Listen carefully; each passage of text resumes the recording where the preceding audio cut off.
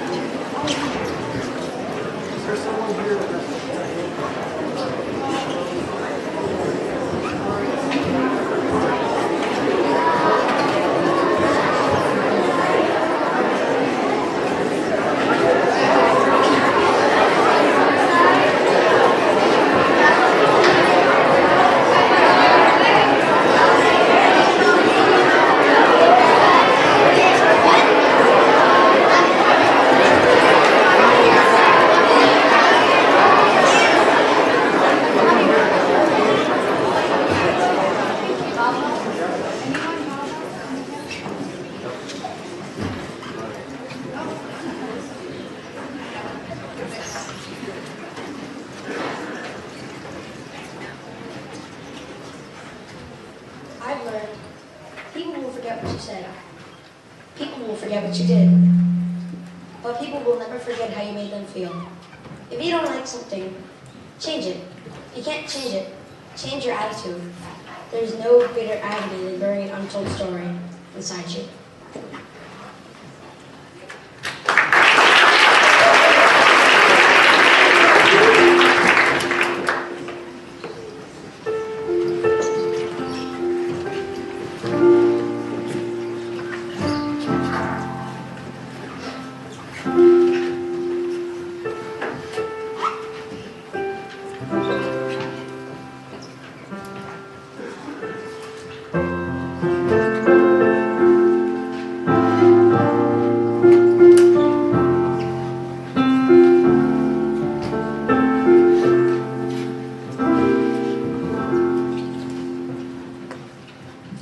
Welcome to the 31st annual celebration of Fenn School's Martin Luther King Day. Today is a day set apart to celebrate the dreams and the ideals that continue to shape our nation and all of humanity. As you may have guessed from the video on Monday, we want to emphasize the importance of history, places, and most of all, service. There are so many places in our world that we walk by every day that have significant historical value. Our world is an amazing place with wonderful things and wonderful people. But we're so concerned with the busyness of our everyday lives that we fail to reflect on the wonder of the world. From the swaying of the branches as it cools the air we breathe, to the energy of our own heartbeat as it lets us live. Our world is amazing. So for today, let's put away our iPhones and our iPads and stop with our social media and reflect on everything that's around us. Think about the importance of history in our lives, about the importance of places in our lives, and that history brings character and humanity into the places of our lives. And imagine a world without them. If places like the Old North Bridge, where rebels who called themselves Minutemen started the flames of freedom to march forward to American independence, the Lincoln Memorial, where Martin Luther King gave his most memorable speech under the gaze of the great emancipator Abraham Lincoln, the Boston Memorial of the 54th Massachusetts Battalion of black soldiers who distinguished themselves during the American Civil War. Now, the National Museum of African American History and Culture. Imagine if all these places were not there. The essence of our forebears, the reasons why we exist at all, would be silent to us and to those who follow us. These places of history celebrate victories, defeats, past lives, times pain and shame. But there are degrees of importance when it comes to history, events, and places. But all the voices of the past matter, as do the lessons that they teach us. Today, as in past Martin Luther King assemblies, we are gathered here to tell an essential part of our country's history. This tradition honors the part of American history that has, at times, been overlooked. We hope that even when all of us gathered here in Ward Hall depart from our wonderful campus, this tradition will continue so that the stories of brave men and women and places that represent courage and sacrifice will not just be evoked for today, but for all time. Through music and poetry, people over the years have retold their identities without shying away from all of their history. They recognize the mistakes that have tarnished the human spirit. They have waded into the discomfort of such stories and have learned what time and again our teachers and educators here at Fenn tell us. We learn better, grow stronger, and become resilient when we confront our weaknesses and struggles with courage. So, today as we come together to celebrate the African American people and to celebrate our nation, seemingly divided by racism, anger, disappointment, injustice, and inequalities, we must realize, as President Obama once said, the American story is one of suffering and delight, one of fear but also hope, of wandering in the wilderness and then seeing on the horizon a glimmer of the promised land. It is in this embrace of truth, as best as we can know it, in the celebration of the entire American experience, where real patriotism lies. President Bush also said, "A great nation doesn't shy from the truth. It should strengthen us. It emboldens us. It should fortify us. It is an act of patriotism to understand where we've been." So, as you sing and celebrate today, remember some of the images from Monday's video. Some of the images, stories, and poetry today will try and echo the emotions and songs that places like Black Wall Street, the Lorraine Hotel, the Selma Bridge, the Ohio River, and even this hall, Ward Hall, represent. In this hall, many people have shared themselves, their history, their stories, and we have loved, laughed, cried, danced, and celebrated too. We welcome parents, friends, ideas, stories, and our ancestors. I would also like to take this occasion to thank our friends from Noble and Grano who grace this occasion with their presence year after year. And to all of you I will say, here is a place we all belong. Here is a place of safety. Our father's house, our mother's house, our sister's house, our brother's house. Welcome.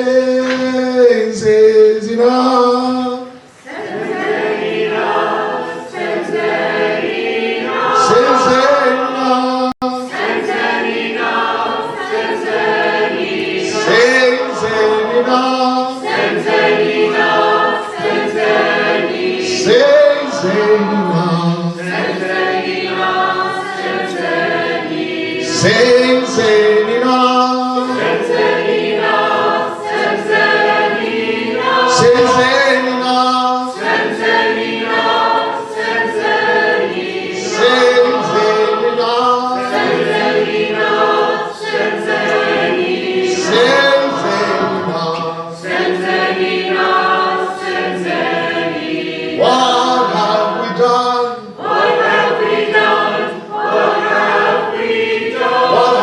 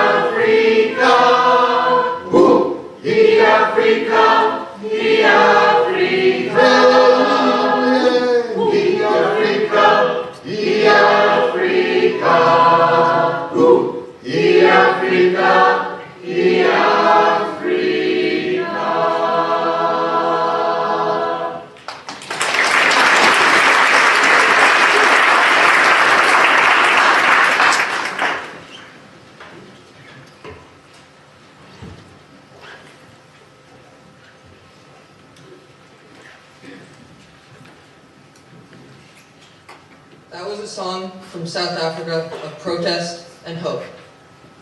All around the world, people long for freedom and acceptance. Between 1955 and 1968, it was in that spirit that Martin Luther King Jr. changed America.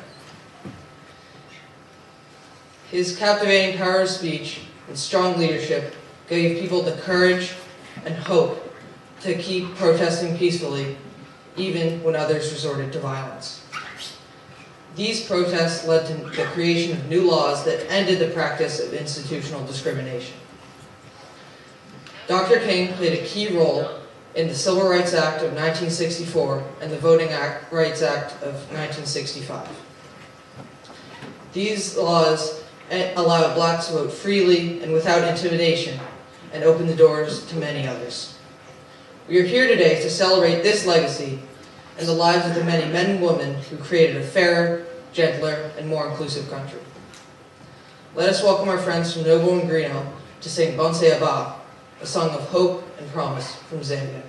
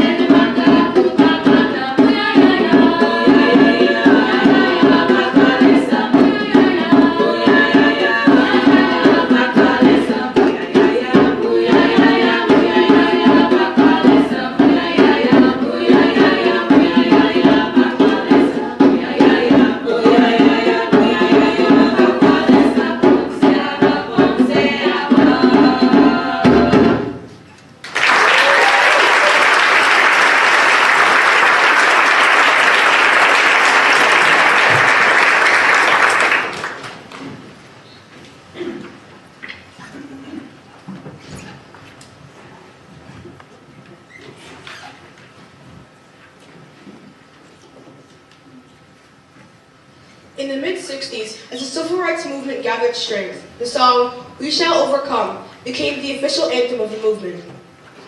The song began as a folk song and a work song. Enslaved Africans in the fields would sing, "I'll be all right someday," as they endured slavery and captivity. In 1901, a Methodist minister, Charles Tindley, published a newer version of the song. When people started using and learning song to protest racism, discrimination, and bigotry in the civil rights movement, a more inclusive version of the song emerged. The word "we" was used in place of the word "I." In the decades since, the song has been embraced by civil rights and pro-democracy movements in dozens of nations worldwide. Its message of hope and unity has been sung in dozens of languages, in presidential palaces and in prisons, and it continues to strengthen people who are struggling to be free.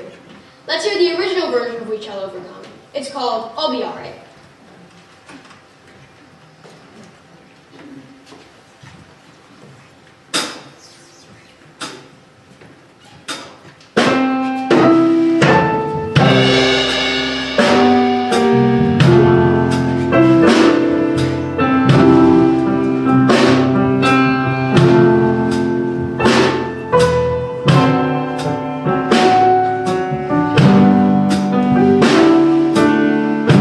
We'll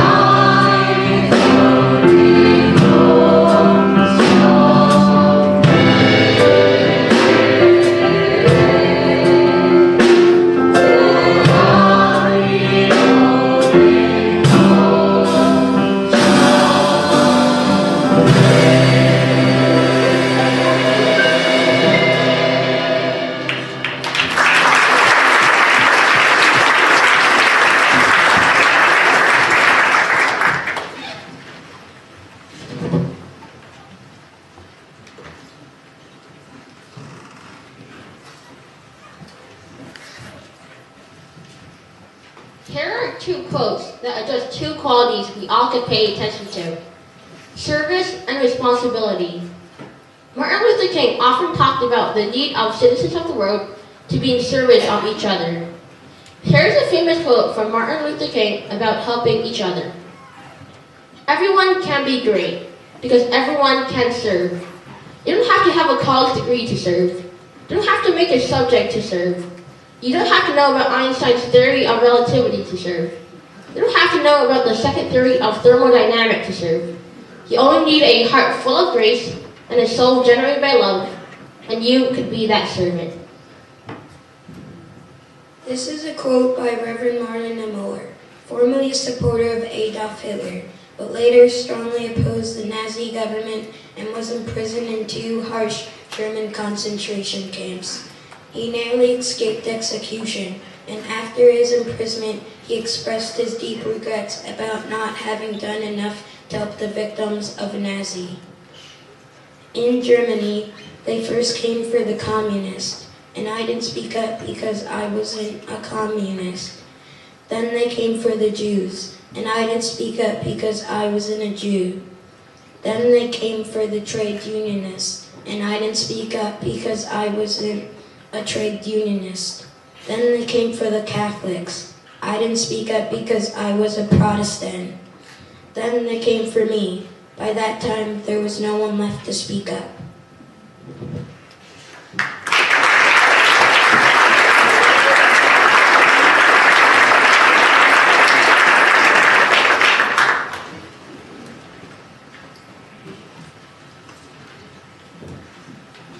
The next song, Wade in the Water, was used by Harriet Tubman to tell escaping enslaved people to get off the trail and into the water so that dogs slave catchers used could not sniff out their trail.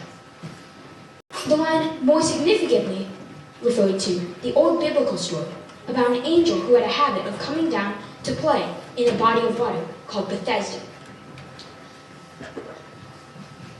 It was believed that the angel would come down in certain seasons and stir up the water.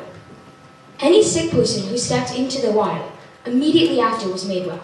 The Ohio River, with its promise of a new life of freedom and prosperity, only needed to be crossed. And it also referred to the hope and healing that Bethesda would give.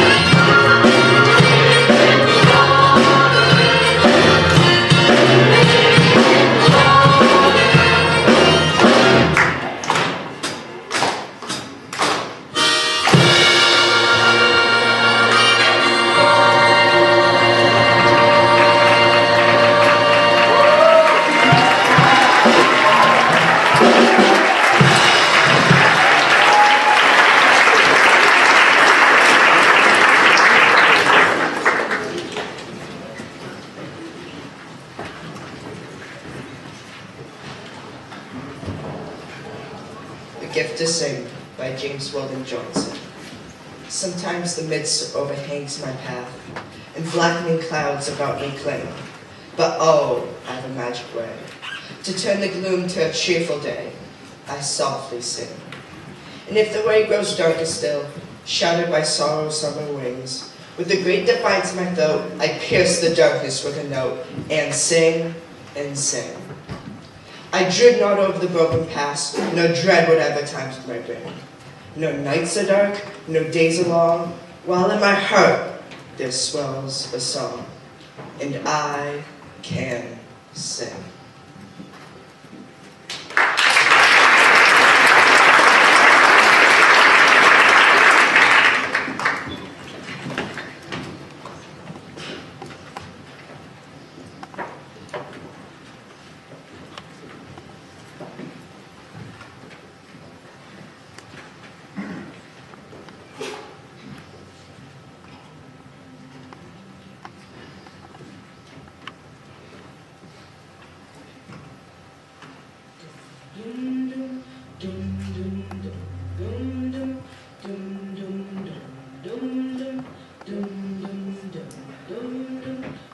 I am sitting here wanting memories to teach me to see the beauty in the world through my own eyes.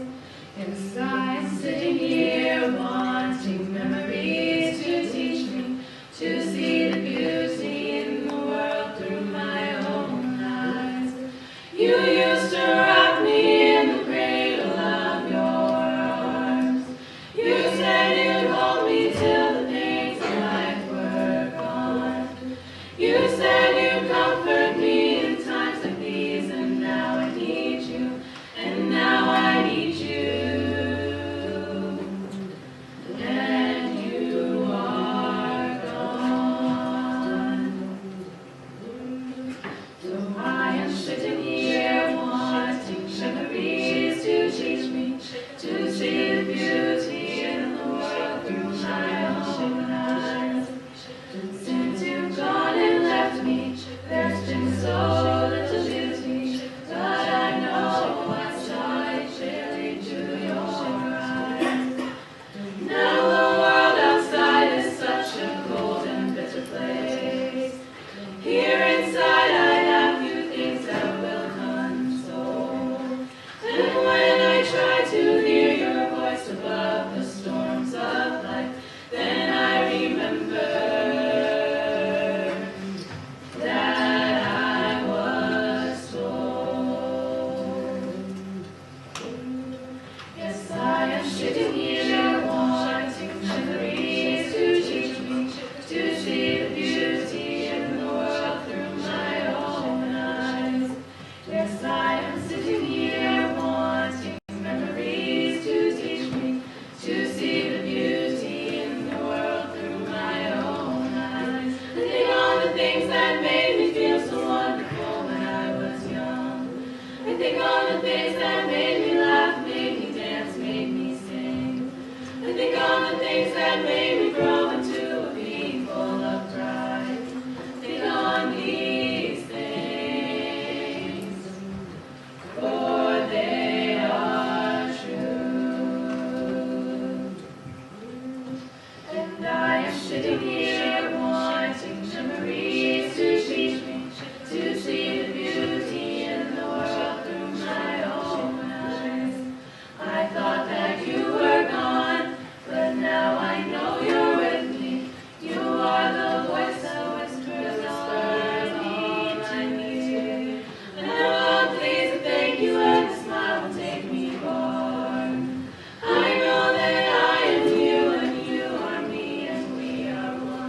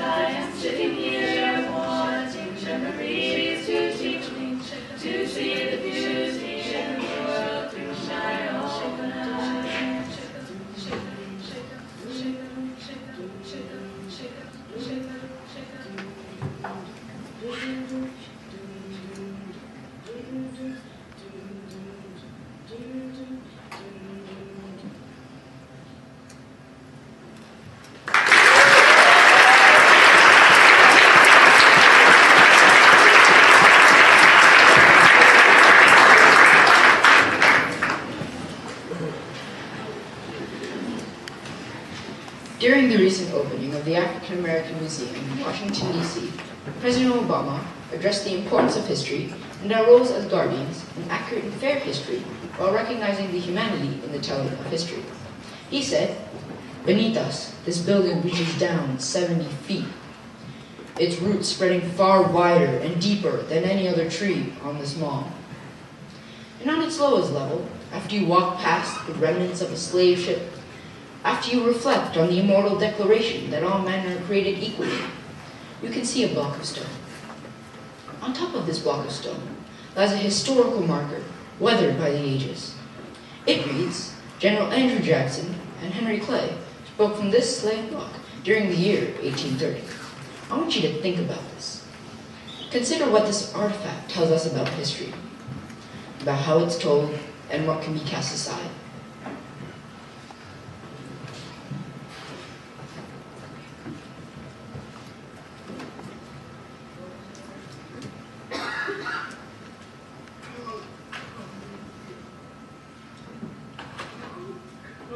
Lord,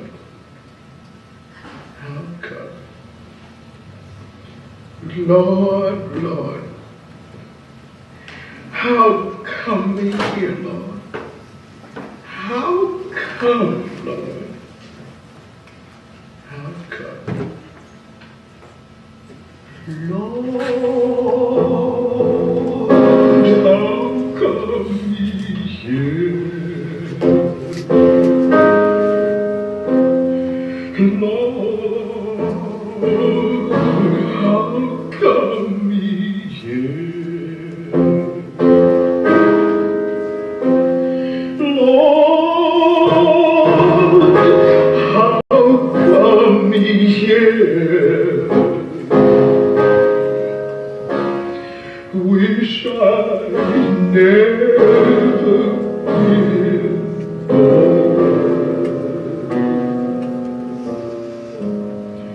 Working the field from sunrise, working the field till sundown, work till my head is aching, work till my back is breaking. Lord, Lord, how come we here? Wish I never been born.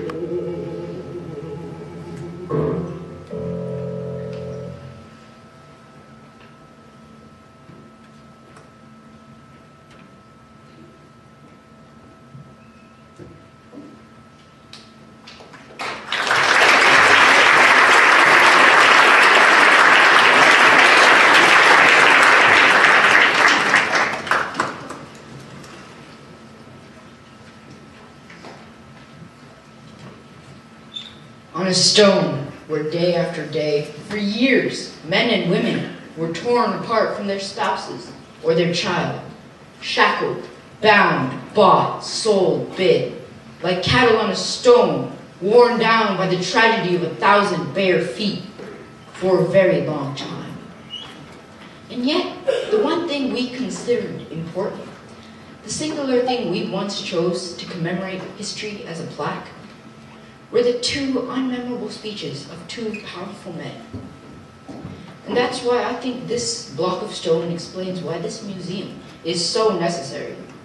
Because that same object, reframed, put into context, tells us so much more.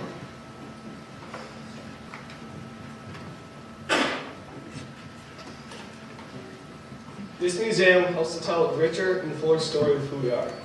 It helps us better understand the lives, yes, of the president, but also the slave, the industrialist, but also the porter, the keeper of the status quo, but also the activist seeking over that status quo, or the teacher or the cook alongside the statesman. And by knowing this other story, we better understand ourselves and each other. It binds us together. It reaffirms that all of us are American, that the African American story is not somehow separate from the larger American story. It is not the underside of the American story. It is central to the American story. That our glory derives not only from our most obvious triumphs, but from we've wrested triumph from tragedy and been able to remake ourselves again and again and again. In accordance with our highest ideals, I too am American.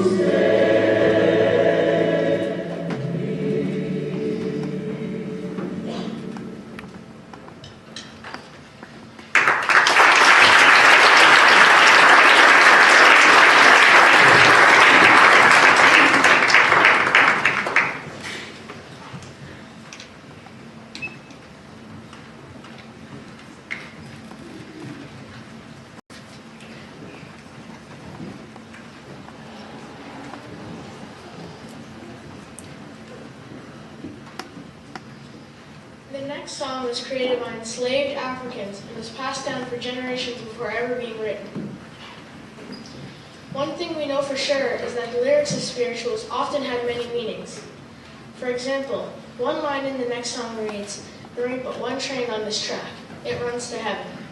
This is likely referring to the Underground Railroad system and the escape to freedom. "Every Time I Feel the Spirit" continues to be a song of hope.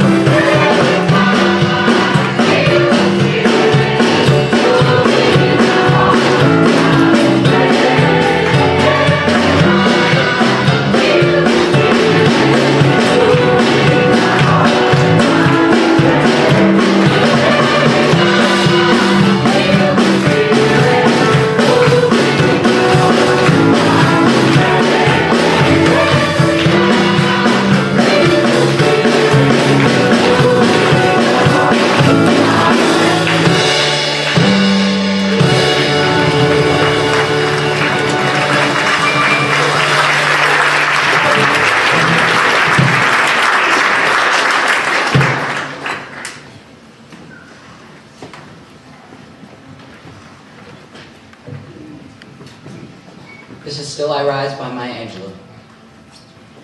You may write me down in history with your bitter, twisted lies. You may trod me in the very dirt, but still, like dust, I'll rise. Does my sassiness upset you? Why are you beset with gloom? 'Cause I walk like I've got oil wells pumping in my living room. Just like moons and like suns with the certainty of tides, just like hope springing high, still I'll rise. Did you want to see me broken, bowed head and lowered eyes, shoulders falling down like teardrops, weakened by my soulful cries? Does my haughtiness offend you? Don't you take it awful hard, 'cause I laugh like I've got gold mines digging in my own backyard.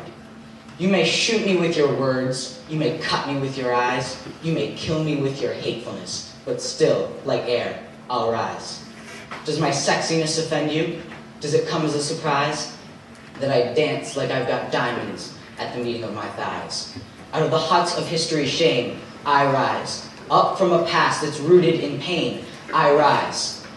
I'm a black ocean leaping and wide, welling and swelling I bear in the tide, leaving behind nights of terror and fear. I rise into a daybreak that's wondrously clear. I rise, bringing the gifts that my ancestors gave. I am the hope and the dream of the slave. I rise, I rise, I rise.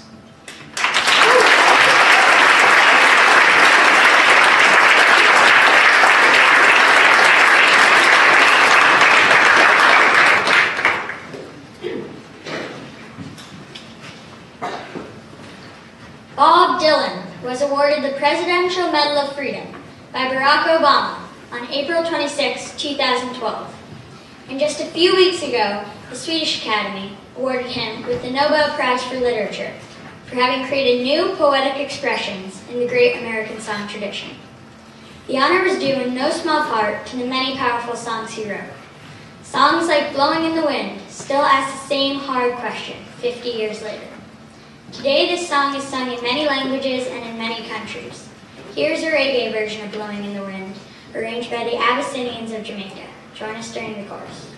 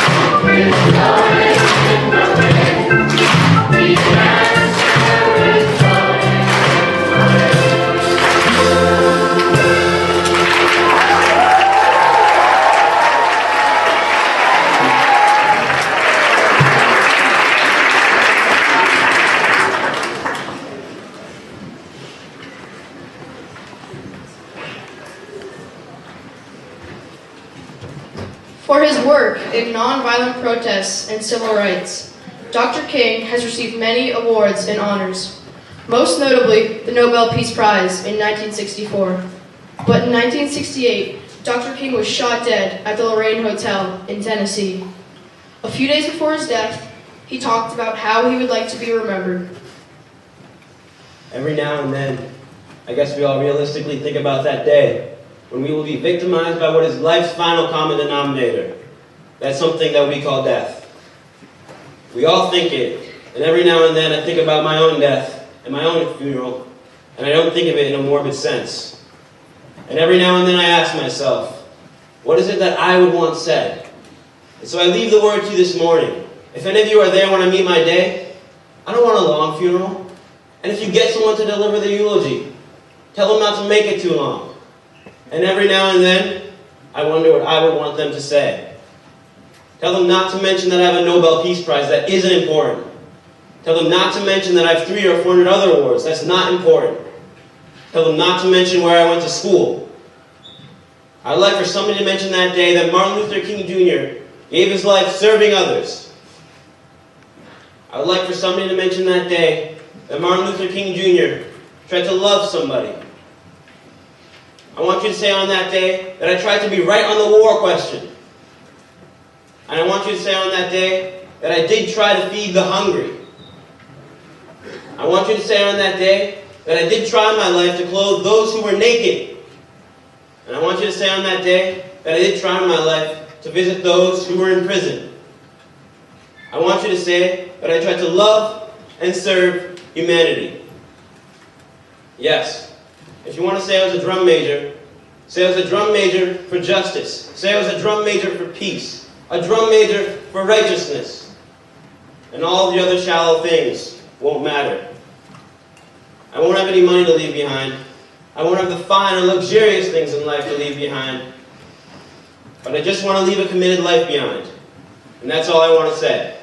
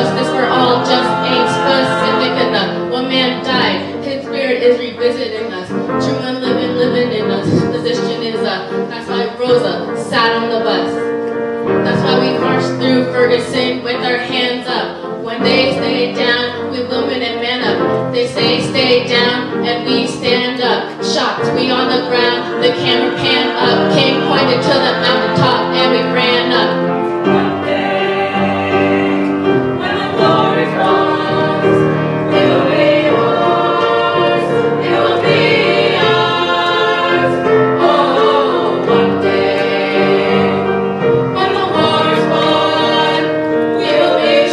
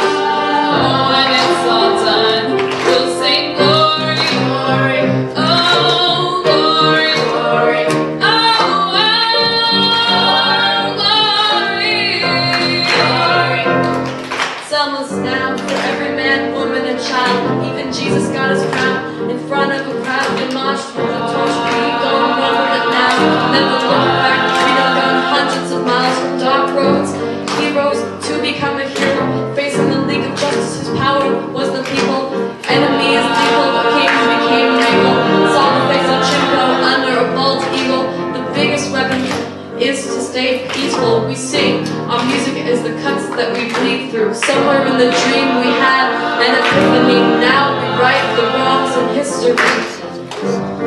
Or individually, it takes the wisdom of the elders and young people's energy. Welcome to the story we call victory, the coming of the Lord. My eyes have seen the glory. Someday, when the glory comes, it will be ours. It will be ours. Oh, one day, when the war is won, we will be sure. We will be sure. Oh, glory, glory, glory, glory, glory, glory, glory, glory, one day.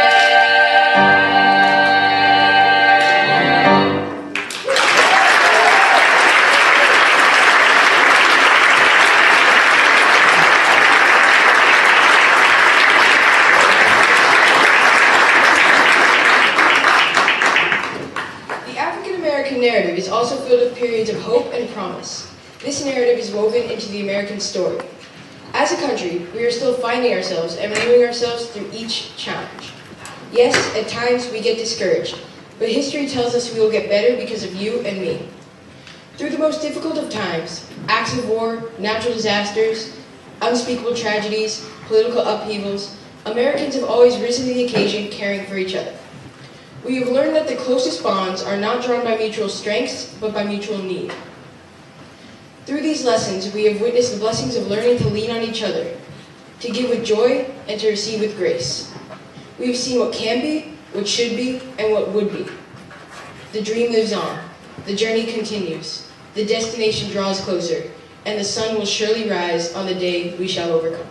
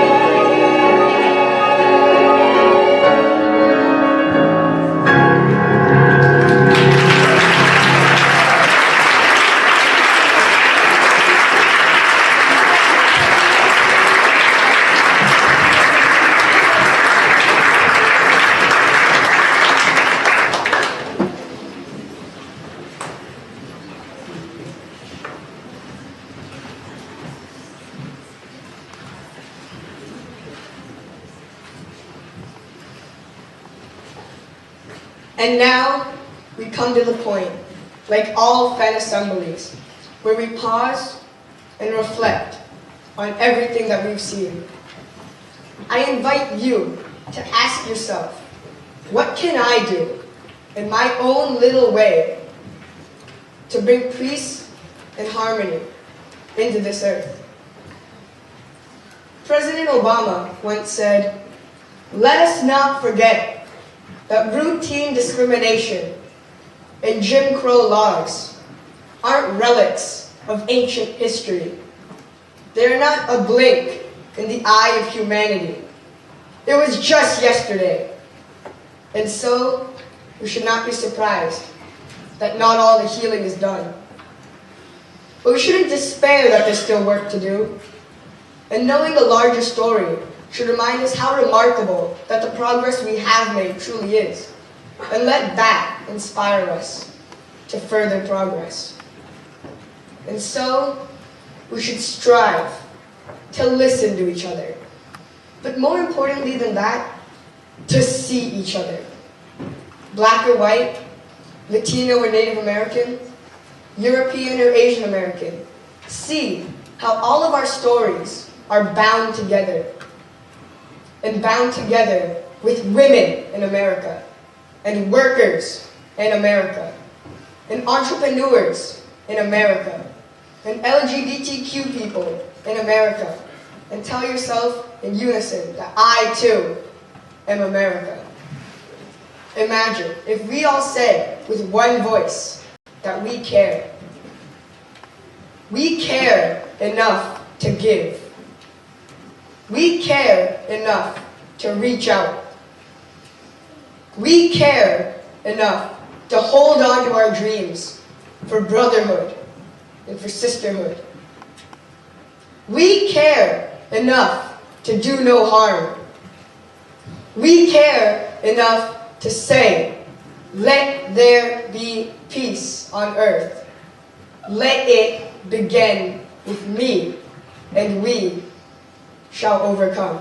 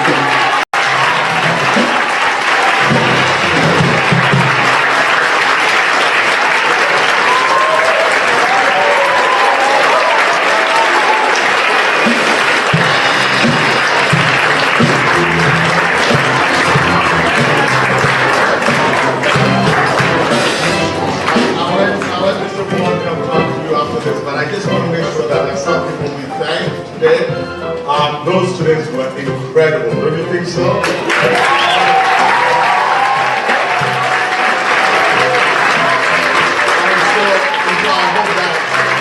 After I would say thanks, they come to the stage again and we can thank them. I also want to thank Seth Magnum and his band.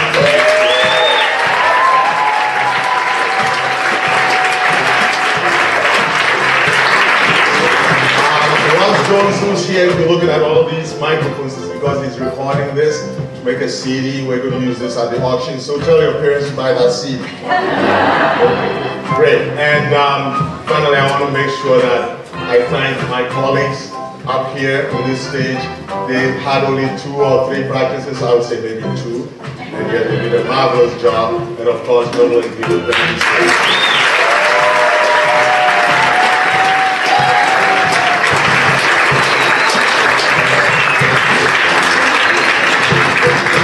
Isn't it remarkable to have guests among us who so elevate things as well? So thank you again. We're really honored.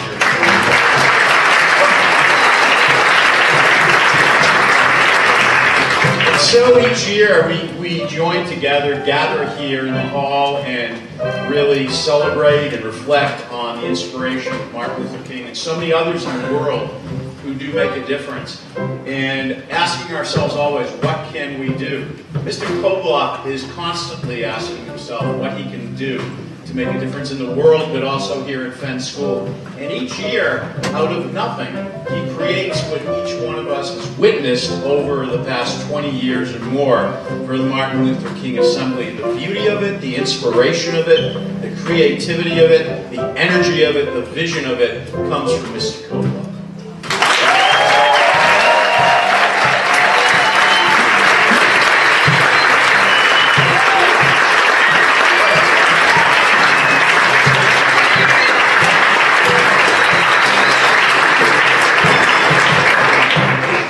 So in closing, I think as Sammy very eloquently encouraged us to do, let us reflect as we always do at the close of our gatherings, and let us be inspired by the words of Martin Luther King and the strong convictions and sentiments that were conveyed here today. And above all things, always asking ourselves, and I ask you in this moment to seriously engage this question of what can you do now and in the future in your own promising lives to make a difference for good in this world. Everyone I ask, just let's reflect briefly, quietly on that.